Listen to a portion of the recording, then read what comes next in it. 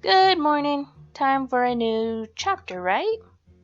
Thinking a new episode or anything. Anyways, this is Maybe Mel, episode 2, Memories.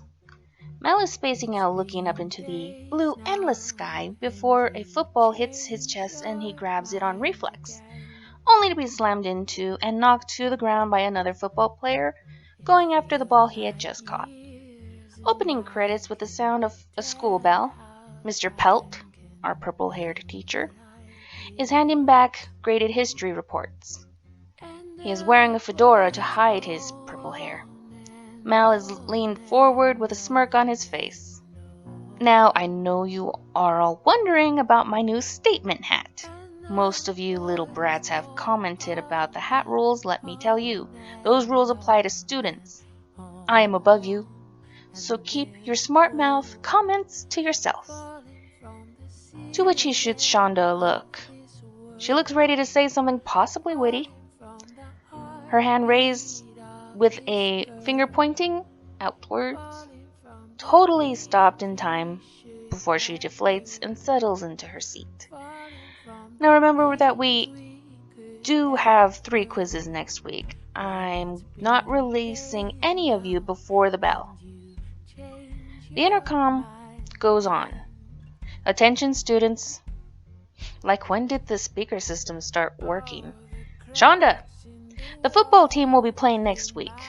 A friendly match, of course, for practice. And may I remind everyone to practice every day after school. That is all. Everyone in class is sharing looks while Mal sinks into his seat, trying to hide how his chin scrunches with repressed sadness. And this is Mr. Gillywog, your vice principal. The bell rings and students start rushing around. Mal plops his head onto his desk, making a sound which transfers the scene to the track practice, where he is forced to train on running some more. He breathes hard as he catches up to Holt and leans over trying to ask while panting. Hey, where are the coaches or coach? Is it singular? Do we need more adults involved? Oh, you don't know. The coach has been working on getting some new equipment for us. I'm pretty sure he failed, but he should be here in time for next week's practice and game. You know, the Aardvarks. Too bad we aren't called the Achievers, huh? Holt laughs like it's some kind of inside joke they both knew about. Mal stands upright with his hands at his back, leaning his hips forward as if to help catch his breath better, staring up into the sky. Dude, you okay? No, I mean... Mal sighs and nods his head. Yeah, I'm okay. You sure you don't want to pass out again? You know, we can't expect Tony to pick you up every time that happens. I did not pass out. Well, you did spend a lot of time on the ground in the past few days. Have you been sleeping well, by the way? I kind of noticed you have, like, baggies under your eyes, and you haven't been wearing your hood. Holt doesn't seem out of breath as he continues. Hey, tonight's party is at Shonda's. Tony's got his parents' car for the night, so we're going to pick you up at 7. That should give you an hour to stretch out the ache and wash your hood. He pauses and rocks on his feet a bit. And don't drink too much or Kel will try to make out with you. It's just his thing. Mel's mouth is hanging open slightly, eyes staring ahead before he starts running again, trying to avoid Holt while he keeps trying to get Mel's attention. Mel runs faster until he is ahead of Holt. Mel slows for a second before looking back ahead. Then he starts running for the locker room. Holt stops running and looks after Mel. He must need more time to get ready. Mel ran from the locker room after dressing back into his long-sleeved metal band shirt and a ripped knee pair of acid-washed jeans. He runs down the road with his face slowly scrunching up. He runs across the rock-covered lawn space and into his house with a loud sneeze that sends him into the air. He floats by an overly decorated wall clock with time reading 5:30. His feet touch ground in the shower. When the water is running on him while his hood washes, the water changes temperature sometimes, but he ignores it. Obviously from the washing. But he gets his hoodie dried while he searches the internet for stretches for how to help your sore muscles. He tries a few and the scene changes to him pulling his hoodie over his head. New holes in the sleeves, but as always, super comfy. And with the small, soft smell of cleanness. No flowery scents, of course. Not much time is spent on his look as he glanced at the clock, which was now nearly 7. He sniffles, nose lifting and scrunching, that then takes an allergy pill dry. He jumps when he hears a car horn. How did they get my address? Another 2 honks sound as Holt pushes his head out the window on one side, Tony peeking over the other side. Come on, let's get going, man, Holt yells before looking at Tony with a smirk. Tony shakes his head, rolling his eyes as he slides back into his seat and nudges Holt's shoulder while letting out some strange angry sounds in his throat. Mal scampers over with a surprising bounce in his step. His movements were light and a lot better than before. I see the stretching paid off. Mal looked to the front seat for a while before shrugging as the car headed out. How did you know? About the stretching or about how much pain you were in? Mel lets out a sound like a low squeaking. Like, well, you haven't been really active since grade school. Mel doesn't respond as he slouches into his seat with his head tilted back, eyes trained on the outside of the window. He blinks slowly and seems lost in a memory as the sound of kids yelling pulls us to a flashback scene of a kid who has been running from a group of other kids. The playground is glorious in its dangerous design. A small Mel wearing a simple black shirt and black pants with spiky black hair runs under the bridge of the jungle gym. A sharp turn to the right, and he ducks through a tire, hidden, and hides under the big metal fire engine. His legs pulled crisscross to his chest as he stays hidden. Mel lets out a high-pitched cry when a group of kids surround him. They tug him from his hiding place and push him to the dirt-covered playground.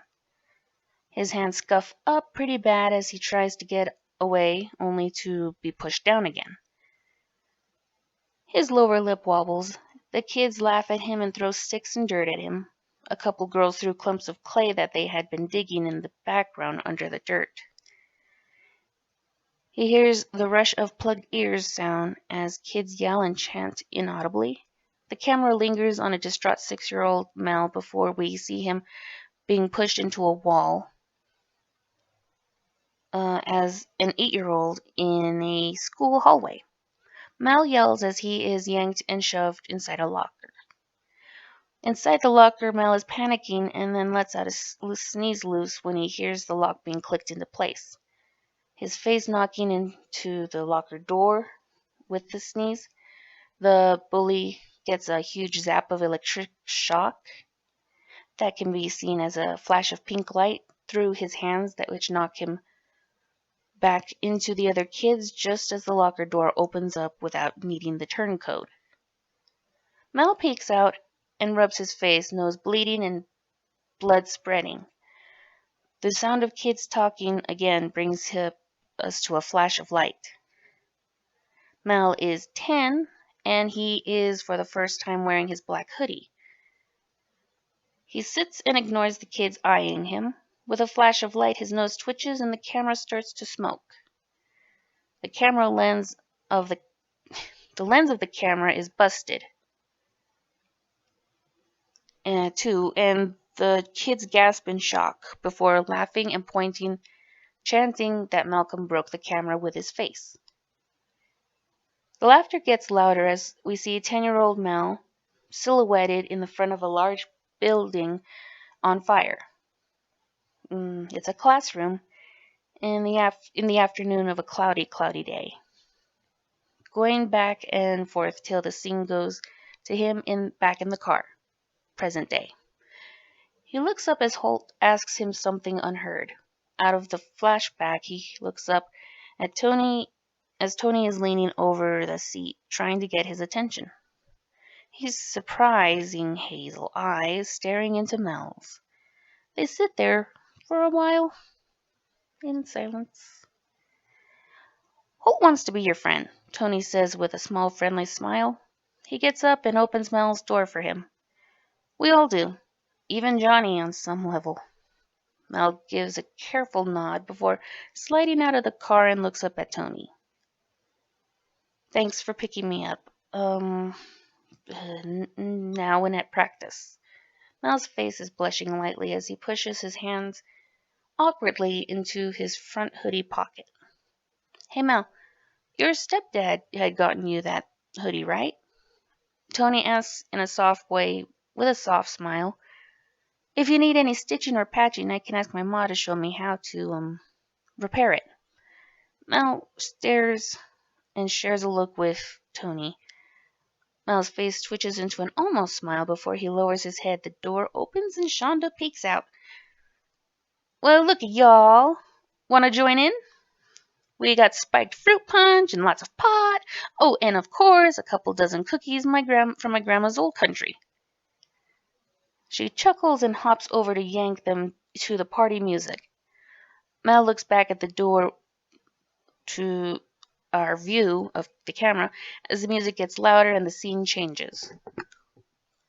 The rushing sound of loud music and kids chattering is heard. Mel is standing over the punch bowl with a childlike decorated solo cup of tasteless juice he snuck from Shonda's fridge.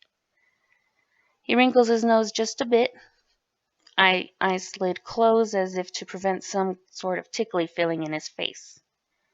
He wanders up the stairs of the house and slides close to a wall when he hears a cackle that sounded a lot like Shonda's, but the voice was not hers.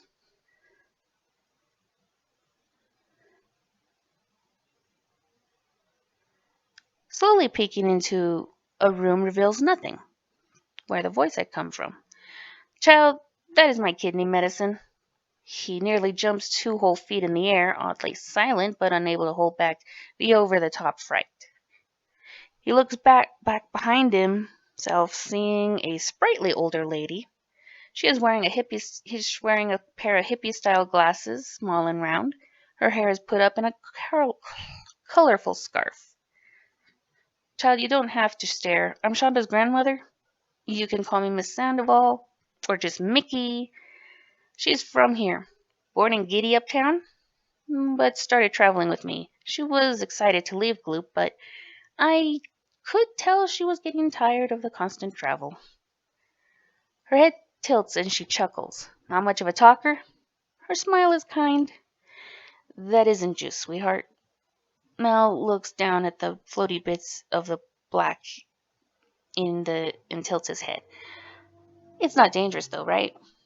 No, but it is something I need. I'll make more.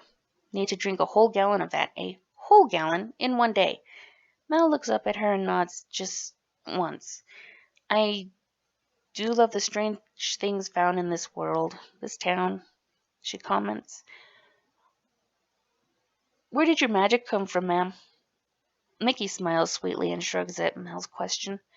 You tell me yours and I'll tell you mine, little one. Mel shook his head, but smiled at her words. Honestly, it ain't what it used to be. Not for me, at least. You remind me of my great aunt Spiffleton. I'll tell you once I know it's safe, he says before rubbing his nose and chuckling lightly. Ah, so you're Spiffy's boy. I think I get it then. Mel looked up at her in confusion. He lowers his head to look at the floor, the rushing sound of music and his own heartbeat getting loud till everything goes out. Malcolm, he gulps in a breath and looks at the somewhat older lady before the scene changes and we see a football guys are playing quarters with other guys and a couple girls. The music is catchy and there are drunk girls dancing together to entice guys. Cal from the football team is seen on the couch amongst the chaos and is making out with a cute little dude. The party is softly lit with accents of red and purple lighting that change slowly over time in a calm blinking. Cal reaches for his drink behind him on the couch's end table and sighs. He nuzzles his makeout partner's nose, telling them he would be right back. He stumbles, and we linger on the guy, his face sweaty and red from the makeout session. He reaches up to the new hickeys that Kel made onto his neck, knowing he did a few back. The guy waits, watches the games, and the other kids dance. Kel can be seen in the kitchen working on getting a drink, getting distracted repeatedly by others. Quickly, the partner turns pale. Their hand moves to their stomach, looking very sick. Their other hand moves to their mouth, trying to fight back gurgling sounds. They take a careful breath and move to the sliding door to the backyard.